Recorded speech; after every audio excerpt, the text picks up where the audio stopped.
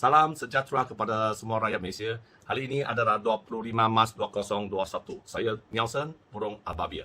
So, pagi-pagi ni saya telah membaca satu berita di mana Tan Sri Abdul Hamid, Ketua Polis Negara Malaysia, telah menyatakan terdapat Blue War ataupun Blue of the Silent.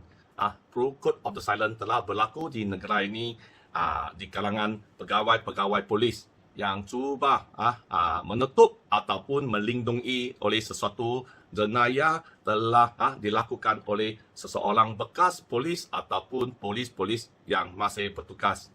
So, ini adalah perkara benar dan saya amatlah appreciate, menghargai berita ini sebab ini merupakan satu kemenangan. Di sini saya memperkenalkan diri saya. Saya adalah Nelson dari keluarga polis. Bapa saya polis, abang saya polis. So, pada tahun 2016, saya dipilih sebagai seorang pemimpin penduduk yang berada di Kompleks BNC Timur di Bukit Mertajam. Pemaju Kompleks BNC Timur ini adalah Syarikat Tan Sri Musa Hassan, seorang ketua polis negara yang bernama dan suka keluar cakap undang-undang non-stop. So, kami nampak bangunan yang diluluskan sisi ini terdapat banyak penipuan dan juga terdapat banyak penyelewengan. Antara satu penipuan yang serius yang telah dilakukan oleh Syarikat Tan Sri Musa Hassan pemaju ini, mereka telah menandatangani perjanjian kami menjual pejabat ataupun sud perniagaan kepada kita semua. Tetapi hari ini semasa CCC diluluskan, kita mendapati apa yang kami sign dalam perjanjian itu adalah tidak sama dengan apa yang kita dapat, dan hari ini kita terpaksa menggunakan unit-unit kami sebagai rumah ataupun kediaman disebabkan bomba tidak memasang sistem keselamatan itu sistem keselamatan mengikut piawai perniagaan, sud perniagaan, sebaliknya adalah kediaman. So, ini merupakan satu penipuan yang serius dan selain daripada itu, Syarikat Pemaju Tan Sri Musa Hassan juga membuat satu laporan Malaysia Record lah yang palsu. So, kesemua ini kami telah cuba pergi melaporkan laporan polis kepada Balai Bukit Mertajam ini. Akhirnya, pemaju yang terlibat iaitu Datuk Tan I Seng tidak ada masalah. Tidak ada masalah. Sebaliknya, saya banyak kali telah ditangkap oleh Balai Polis Bukit Mertajam. Dengan kes-kes yang di-create atau direka oleh mereka, macam kes itu menendang anjing, kes pecah rumah, kes yang menghapuskan keterangan, kes lampasan handphone di Balai Polis. So, ini adalah semua tidak benar, tetapi kenapa ini semua boleh berlaku non-stop sejak tahun 2016 hingga 2018 sehingga saya tidak boleh tahan tekanan sehingga saya dihantar oleh polis ke Tanjung Rambutan. So, di sini kita boleh nampak sesuatu Blue Code ataupun Blue War telah berlaku di Balai Polis Bukit Mertajam. Saya berharap Tan Sri Abdul Hamid nampak video ini. Jangan tutup lagi. Ini tidak adil sebab bangunan ini ada banyak orang. Kita ada banyak saksi. Boleh menjadikan saksi mahkamah bahawa Syarikat Pemaju Tan Sri Musa Hassan sekurang-kurangnya terlibat dengan 50 kes jenayah. So, di sini saya berharap semua rakyat Malaysia, kita memang hormat terdapat satu ketua polis negara yang berkaliber, berani tampil ke depan untuk memberi itu semua itu kenyataan yang benar untuk semua orang. Memang ini telah berlaku di itu pasukan polis. So, harap semua orang sokong 100% kepada Ketua Polis Negara Abdul Hamid. Kita memang hormat, salut. Terima kasih Abdul Hamid. Please help us. Syarikat Tan Sri Musa Hassan, bekas Ketua Polis Negara, bukan sahaja melibatkan penipuan dalam itu penjual rumah. Mereka juga terlibat. Orang ini telah terlibat dengan MBI, telah menyebabkan banyak orang kena ditipu disebabkan atas nama mereka. Atas nama beliau, bukan mereka.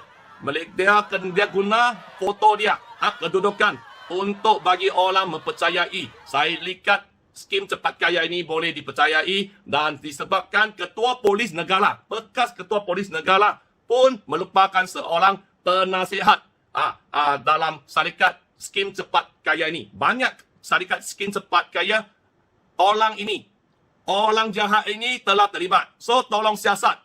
MBI, itu Moonspace, semua dia terlibat. Bukan sahaja menipu orang Malaysia. Menipu itu semua orang dari luar negara, China, India, Arab, Japan, Singapura, Thailand, Indonesia. So tolong viral, Tan Sri Musa Hassan, bekas ketua polis negara adalah penipu. Penipu. Menipu rakyat Malaysia, menipu rakyat antarabangsa. Terima kasih. Nelson Burung Ababia. Saya buat tambahan di sini, syarikat Tan Sri Musa Hassan bukan sahaja janji bagi pejabat suit perniagaan, tetapi buat lumah, menyebabkan kita rugi banyak ribu sebab pejabat dengan harga lumah ada berlainan. Sehingga hari ini semua rakyat Malaysia tengok sini, mereka menyatakan power room. Pernah dengar kalau you beli satu flat apartment, mereka menyatakan power room adalah mereka punya, pemaju punya, dan tiap-tiap bulan kita kena bayar dengan harga yang tinggi. Okey, kami duduk sana adalah sebagai penduduk kediaman, tetapi mereka charge kita sebagai talaf atau tarif perniagaan, dan sehingga boleh mendapat keuntungan 20 to 40%. So ini adalah tidak adil dan tidak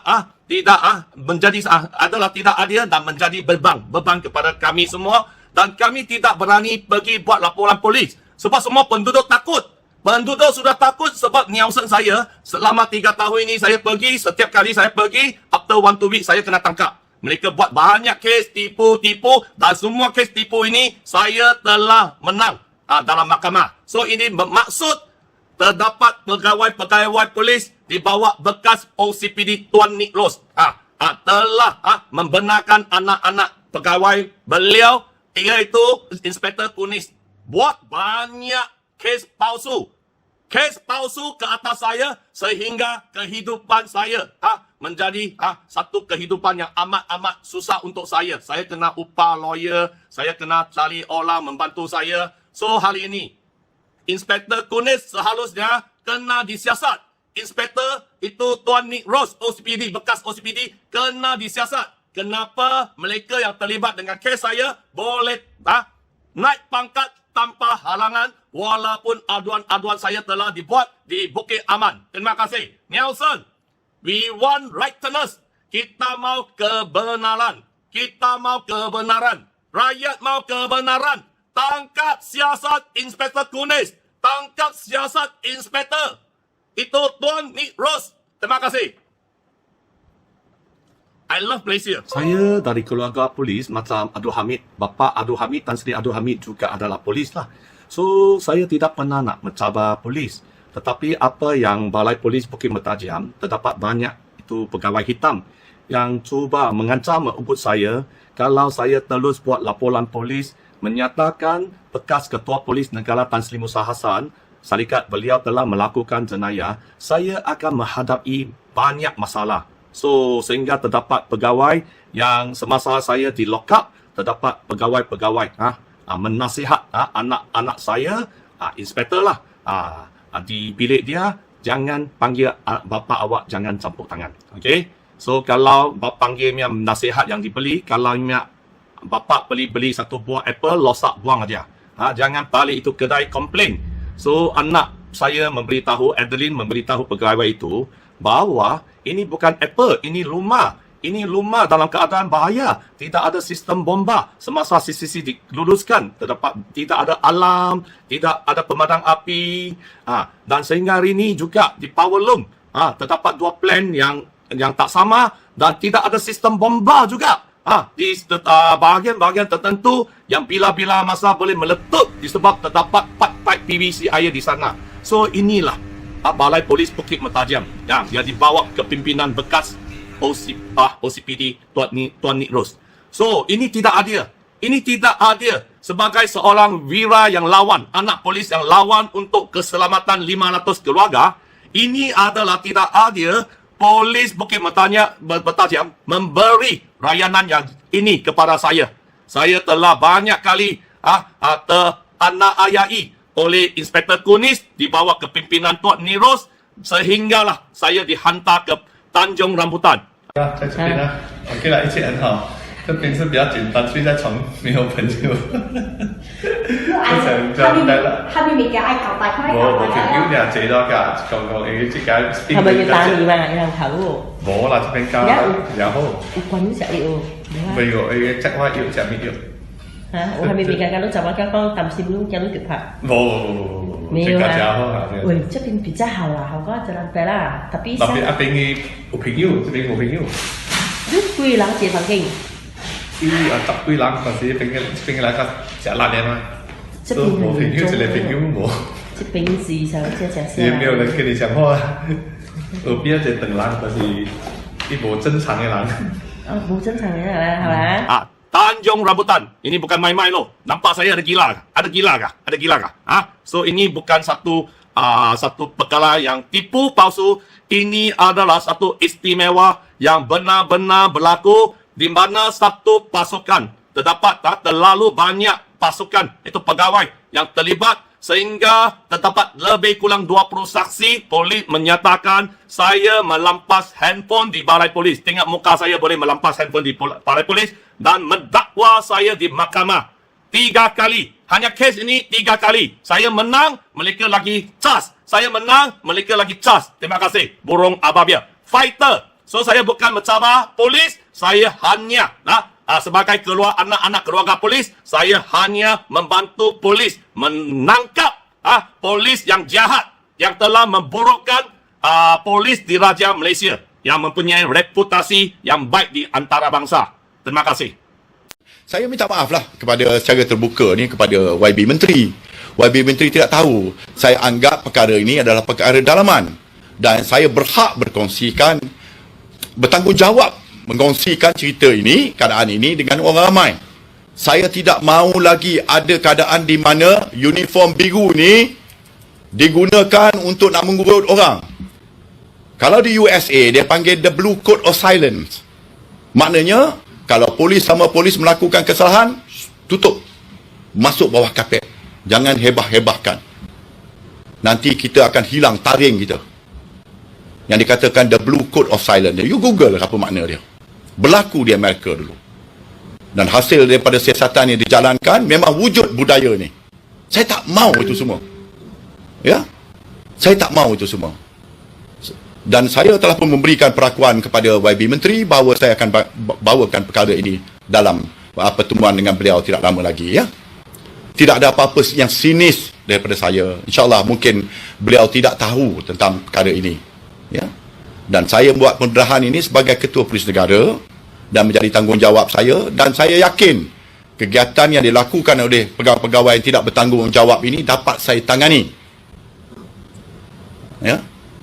Sebab itulah tidak perlu saya bawa ke atas, ya, kepada mereka yang mengkritik tindakan saya, mendedahkan perkara-perkara ini.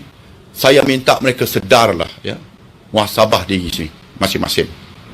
Lihat khususnya kepada mereka yang telah bersara, yang masih lagi ingin nak menggunakan kedudukan dan kuasa dia sebagai pegawai tinggi dulu, nak meminta itu, nak meminta ini daripada pegawai-pegawai saya. Apabila tidak dilayan, kecewa, ya, dan mula mencari salah sana sini.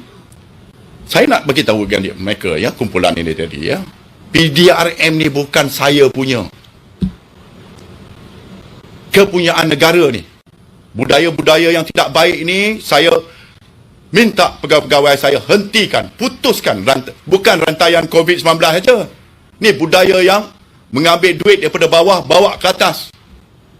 Untuk saya, sampai pegawai-pegawai di bawah pun takut nak ambil tindakan. Kerana apa? IGP nak. Ini berlaku dulu.